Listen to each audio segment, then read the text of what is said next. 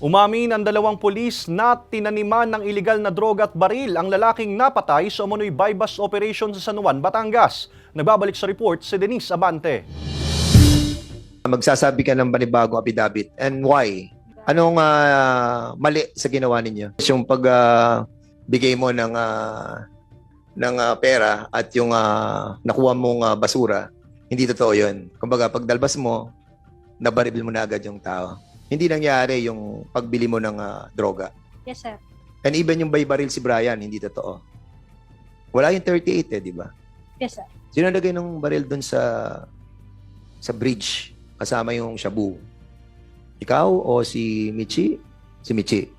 Okay, so okay. Tahas ang inamin sa isinagawang congressional hearing kahapon ng Committee on Public Order and Safety ni Police Staff Sergeant Michi Perez na walang katotohanan ang mga nauna niyang salaysay kaugnay sa pagkamatay ng 33 anyos na si Brian Laresma na kanyang binaril sa umano'y isinagawang drug buy-bust operation alas 7 ng gabi noong May 28, 2024 sa bahagi ng Barangay Lipahan, San Juan, Batangas. Ayon kay Perez at sa iba pang mga kasamahan nito, magbibigay sila ng mga panibagong affidavit dahil sa mga maling impormasyong nauna na nilang binanggit. Ipinagpapasalamat naman ang kapatid ni Brian na si Adrian na nagkaroon na ng linaw ang kaso ng nasawing kapatid. Papasalamat po ako sa malinaw ang lahat po ng mga sa kamatay po ng aking kapatid na si Brian.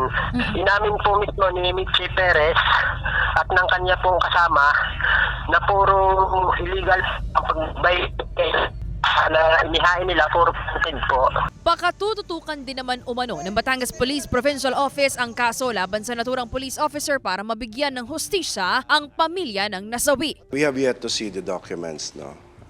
Or lalong-lalo yung bagong affidavit na na-execute. And from there, we will weigh things, no? As to the possible makikita namin aggravating or mitigating circumstances makikita namin.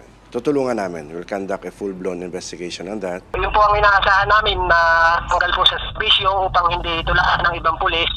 At magsasampa rin po kami ng kasong murder sa RTC po ng Lucena.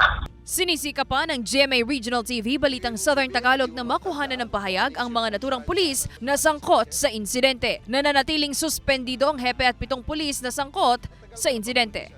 Kasama si J. R. Manjares, Denise Abante, Balitang Southern Tagalog.